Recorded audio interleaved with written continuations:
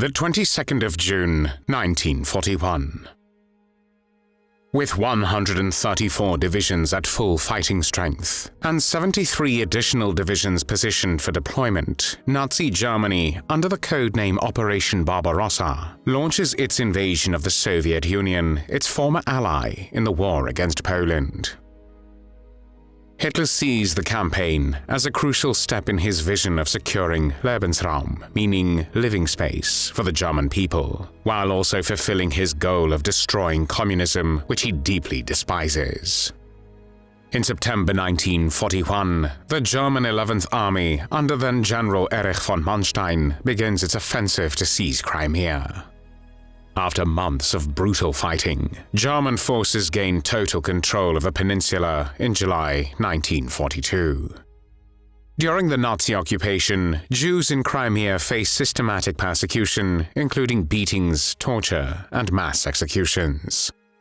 At the time of the German invasion, Crimea is home to approximately 65,000 Jews. However, by the time the Soviet forces liberate Crimea in May 1944, only 499 Jews remain alive.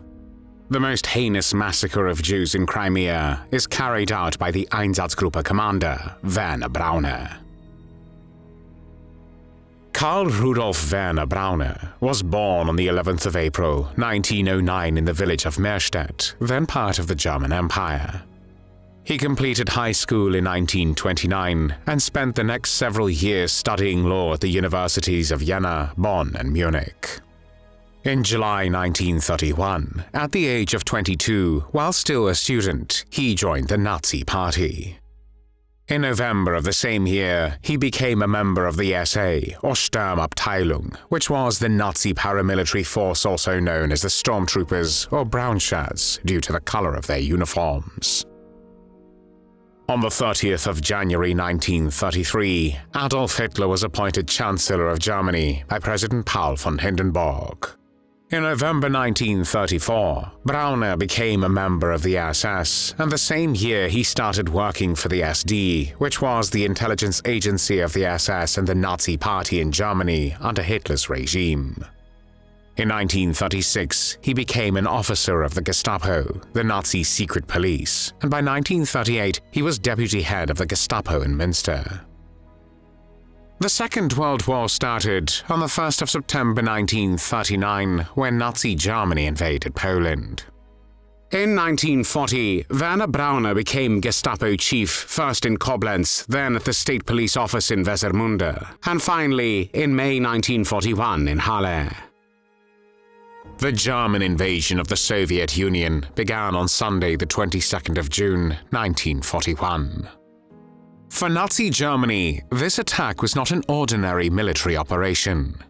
The war against the Soviet Union was a war of annihilation between German fascism and Soviet communism, a racial war between German Aryans and subhuman Slavs and Jews. From October 1941 to early September 1942, Werner Braune served as the commander of Special Detachment 11B, a unit within the Einsatzgruppe D, the Nazi Mobile Death Squad. Einsatzgruppe D operated under the command of Otto Ollendorf, who would later be executed as a war criminal. Braune was not the only member of his family involved in Nazi atrocities. His younger brother, Fritz Braune, commanded Sonderkommando 4B. Sonderkommandos were work units made up of prisoners, usually Jews, who were forced, on threat of their own deaths, to aid with the disposal of gas chamber victims during the Holocaust. As Werner Braune's Einsatzgruppe D advanced through the occupied Soviet territories, its operations extended across Ukraine, Moldova, and Crimea.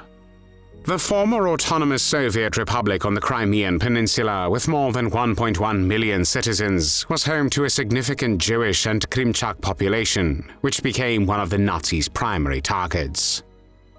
According to the 1926 census, Crimea was home to 40,000 Jews and approximately 6,000 Krymchaks, a Turkic-speaking indigenous people of Ukraine closely associated with Judaism. By 1939, the Jewish population of Crimea had risen to over 65,000, including more than 7,000 Krymchaks, though they were not counted separately. Following the Nazi invasion of the Soviet Union, evacuations from Crimea began. However, by November 1941, German occupation authorities recorded 40,000 Jews still living on the peninsula. Crimea held strategic significance for the Nazis, who envisioned it as a future part of the Reich, to be entirely resettled by Germans. Between November and December 1941, the Nazis massacred most of the Jewish and Krymchak residents in major Crimean cities. On the 25th and 26th of November 1941, Einsatzgruppe D executed 603 Jews near Yevpatoria, a city located on the western coast of Crimea, as part of the systematic mass killings. Several weeks later, in the city of Simferopol, Special Detachment 11B under the command of Werner Braune carried out the worst massacre in Crimea during the Nazi occupation. On the 6th of December 1941, the Jewish population of Simferopol was ordered to gather at 4 collection points across the city. They were told they would be resettled and instructed to bring enough food and clothing for 8 days. On the 9th of December, approximately 2,500 Krymchaks were rounded up in the former Talmud Torah building on Studentskaya Street. After being stripped of their belongings and valuables, they were forcibly loaded onto trucks on the 11th of December and executed at an anti-tank trench near the 10th kilometer of the Simferopol-Feodosia road. The trench, about 1 kilometer long, lay on the western side of the road. Between the 11th and 13th of December, an estimated 9,500 Ashkenazi Jews, including many women and children, were gathered at 3 other collection points: the Pedagogical Institute, the Medical Institute, and the Regional Party Committee building. Several Jews who failed to report on time were captured and publicly hanged in the city streets. Their bodies were left with signs on their chests that read, "For not reporting on time." After surrendering their provisions and valuables, the Jews were loaded in groups onto large canvas-covered trucks and driven to the same execution site. The trucks shuttled back and forth, transporting more and more victims. Upon arrival, the Jews were forced to remove their outer clothing and shoes. Some were made to strip completely naked. Their clothing and personal belongings were piled near the trench and later hauled away by truck to be distributed among German forces. The executions lasted from early morning until nightfall. Besides Braune's Sonderkommando 11B, these mass murder operations were also carried out by Sonderkommando 10B, Sonderkommando 11A, and the 683rd Motorized Military Police Detachment. The victims were lined up in groups of 100 to 300 at the edge of the trench and shot with machine guns and submachine guns.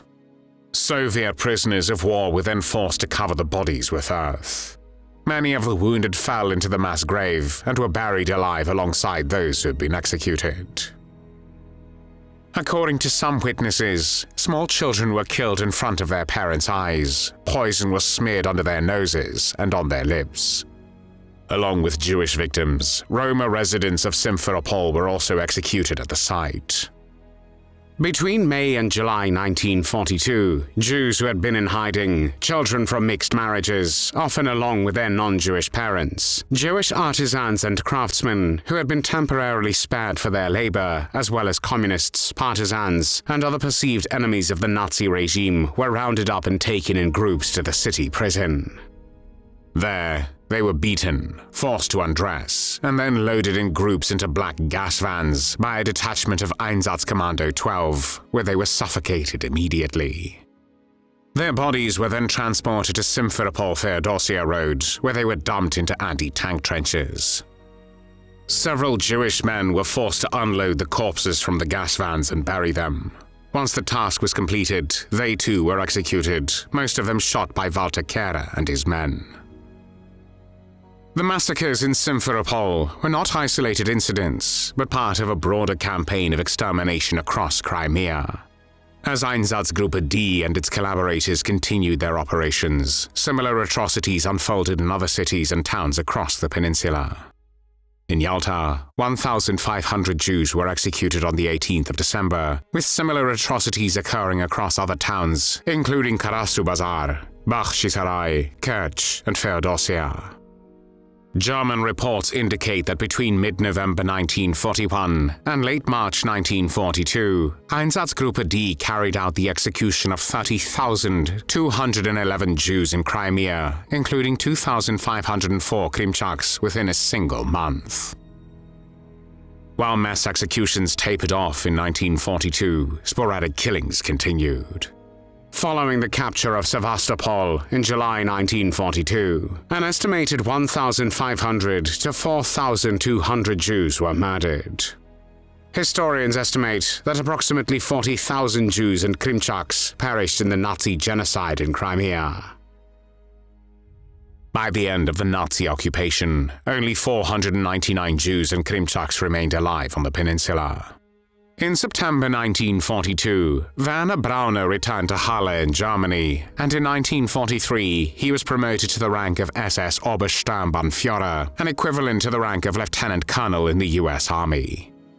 From 1943 to 1944, he served as the leader of the German Foreign Service Academy until 1945, when he was sent to Norway as the commander of the security police and SD. After the war, Braune attempted to go into hiding, using false papers and a new identity, but he was quickly unmasked and arrested in the German city of Mainz. During the Einsatzgruppen trial, held between the 29th of September 1947 and the 10th of April 1948 as part of the Nuremberg follow-up trials, Braune was among 24 former SS leaders charged with serious war crimes. The prosecution estimated that between June 1941 and 1943, the Einsatzgruppen murdered at least 600,000 people in the Soviet Union. However, based on Einsatzgruppen reports, they argue that the actual number of victims exceeded 1 million. In court, Braune placed the blame on Hitler, claiming he had no choice but to obey orders under duress, a common defense strategy used by Nazi war criminals. When asked what had happened to the Jews arrested during raids, he responded bluntly, "They were all shot." His statements during the trial showed no sense of wrongdoing. On the 8th and 9th of April 1948, all defendants were found guilty, and on the 10th of April, 14 of them, including Braune, were sentenced to death. The verdict was delivered one day before Braune's 39th birthday. Werner Braune was 42 years old when he was hanged on the 7th of June 1951 at Landsberg prison in West Germany. He was executed alongside 6 other Nazi war criminals, including Otto Ohlendorf, Erich Naumann, Paul Blobel, and Oswald Pohl. As he was escorted down the hallway to the gallows, Braune shouted, "Comrades, long live Germany." While standing on the gallows, he was smiling as if he was insane. There were no tears shed for Werner Braune.